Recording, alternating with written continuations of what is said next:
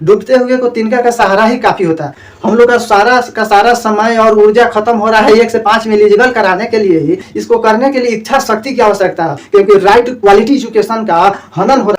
जय हिंद दोस्तों, साथियों, बीएड अभ्यर्थियों का पक्ष जिस तरीके से बिहार सरकार ने एसएलपी के माध्यम से सुप्रीम कोर्ट में रखे हैं, ये बहुत ही सराहनीय हो गया और हम लोग बिहार सरकार को पुरजोर तरीके से समर्थन करते हैं। जय बिहार, जय जय बिहार।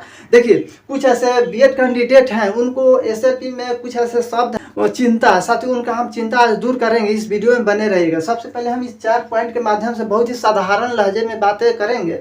हो सकता है आपका हर डाउट क्लियर हो जाए। देखिए, आप स्क्रीन पर इस सूचना को देख रहे होंगे। सबसे नीचे इसमें लिखा हुआ है कि बीएड अभ्यर्थियों को बीपीएससी टीआरई में शामिल किया गया था, उनको नियुक्ति प्रक्रिया में भी शामिल किया जाएगा, क्योंकि यह बहाली प्रक्रिया माननीय सुप्रीम कोर्ट के निर्णय आने से पहले प्रारंभ थी। और इसी पॉइंट पर बीएड अभ्यर्थियों को चिंता है कि ये परमानेंटली नहीं रख रहे हैं, केवल बीपीएससी टीआरई में ही एलिजिबल के लिए ये सुप्रीम कोर्ट में याचिका दायर की है। देखिए साथियों, डूबते हुए को तिनका का सहारा ही काफी होता है। आप इस चीज को तो पहले समझिए। सबसे पहले सुप्रीम कोर्ट में जो एसएलपी दायर किया गया है बिहार सरकार के तरफ से, ये बहुत ही बड़ा कदम है, कोई सामान्य कार्य नहीं है। वह चाहते तो हाई कोर्ट में भी इस मामला को रहकर समय काट सकते थे, लेकिन उन्होंने बीपीएससी के जो टीआरई में जितना भी अहर्ता है वह फुलफिल किए हैं बीएड अभ्यर्थी, और उस सारी क्राइटेरिया को पूरी करने के बाद यदि वो लाभ से वंचित हो रहे हैं तो कहीं ना कहीं ये अन्यायपूर्ण नहीं माना जाएगा। इसलिए उन्होंने जिस तरीके से बीएड अभ्यर्थियों के पक्ष को जाकर सुप्रीम कोर्ट में रखे हैं, बहुत से कैंडिडेट का यह कहना है कि क्या बीएड डिग्रीधारी प्राथमिक में शामिल हो सकते हैं।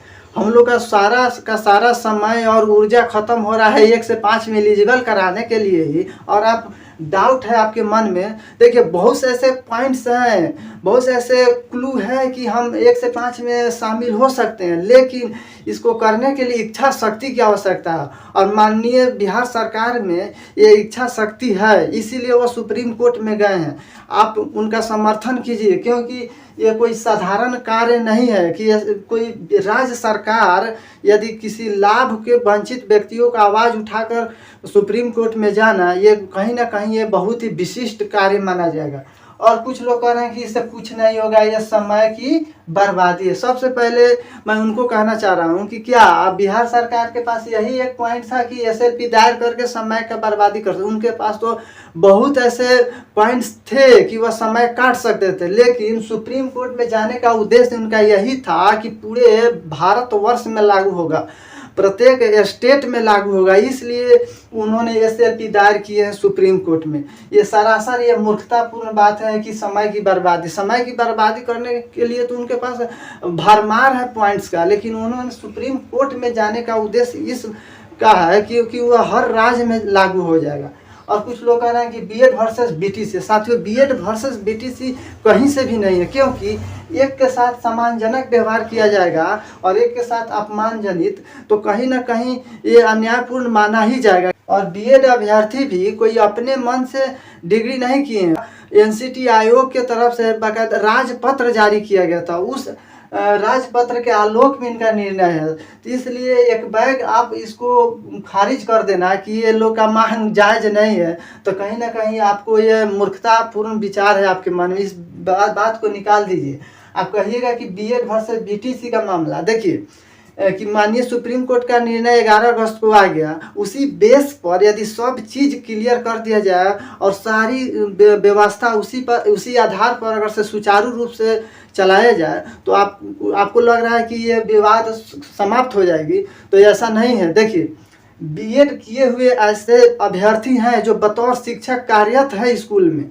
मान लीजिए भविष्य में ऐसा नहीं होना चाहिए, लेकिन मान लीजिए भविष्य में कुछ गार्जियन लोग सुप्रीम कोर्ट का दरवाज़ा खटखटाए और कहें कि हमारे बच्चों के साथ अन्याय हो रहा है, क्योंकि राइट क्वालिटी एजुकेशन का हनन हो रहा है, क्योंकि बीएड डिग्रीधारी शिक्षक हमारे बच्चों को पढ़ा रहे हैं 1 से 5 में, तो बताइए लाखों लोग के रोजगार पर तलवार लटक जाएगा कि नहीं? क्योंकि सुप्रीम कोर्ट किसी के अधिकार का, फंडामेंटल राइट्स का कट्टर समर्थक होता है। इस बात को आप अपने दिमाग में घुसा लीजिए।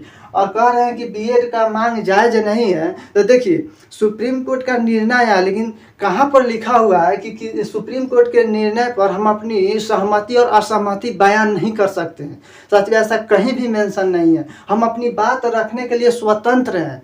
अब कह रहे हैं कि बीएड अगर एलिजिबल हो जाएगा 1 से 5 में तो राइट टू क्वालिटी एजुकेशन का हनन हो जाएगा। मानते हैं इस बात को, लेकिन जो बीएड किए हुए अभ्यर्थी 11 अगस्त से पहले यदि शिक्षक बन गए हैं तो उनका तो नौकरी नहीं जाना चाहिए, क्योंकि निर्णय आया उससे पहले वह ज्वाइन कर चुके हैं और सरकार के पास ऐसा बहुत से ऐसे संसाधन हैं कि उनकी नौकरी को वो बचा सकते हैं। लेकिन और बीएड डिग्रीधारियों के साथ दोहरा मापदंड कैसे अपना सकते हैं? एक के साथ ताली और एक के साथ गाली, ऐसा व्यवहार कहीं से भी उचित नहीं है। क्योंकि बीएड किए हुए बहुत से ऐसे लोग शिक्षक बन गए हैं तो उनके साथ आप सम्मानजनक व्यवहार करें, और करना भी चाहिए। लेकिन जो बनने के कगार पर आ गए हैं, बीपीएससी टीआरई का रिजल्ट उनका होगा, बहुत से ऐसे कैंडिडेट शिक्षक बनने को हैं तो राइट टू क्वालिटी एजुकेशन का हनन हो जाएगा। और जो शिक्षक बन गए हैं तो क्या वह करोड़ों बच्चों के राइट टू क्वालिटी एजुकेशन का हनन नहीं कर रहे हैं? साथियों, कहीं ना कहीं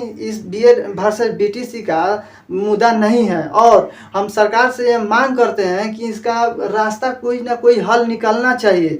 क्योंकि केवल माननीय सुप्रीम कोर्ट के निर्णय के आधार पर अगर से सारी व्यवस्था आप क्रिएट कर रहे हैं तो आगे चलकर बहुत से पेच फंस सकते हैं। साथियों, बहुत ही हम साधारण लहजे में कोशिश किए हैं कि आपके समक्ष सारी चीज़ें को रखा जाए और आप समझ सके। यदि वीडियो आपको अच्छा लगा तो अपने दोस्तों में शेयर कीजिए, और हमसे जुड़ना चाहते हैं तो हमारे चैनल को सब्सक्राइब कीजिए। धन्यवाद।